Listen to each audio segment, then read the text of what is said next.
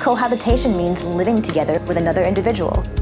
And a lot of the time, this cohabitation can create new challenges that you might not have thought of when you were just dating.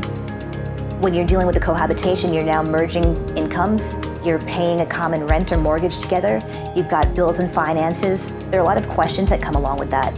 Who's going to pay for what? Who's responsible for what? What are your expectations? If you are living with someone and you're not married, you have different rights under the law. So you want to try to protect as many of those rights as possible.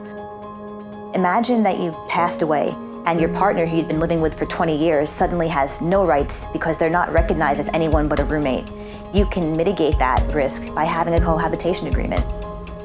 It's definitely a client's choice and right to determine if they're going to be married or not, if they want to have a long-term life partner, whether that's marriage or cohabitating. That's not the issue. The issue is, what does the law recognize and what happens if that relationship ends?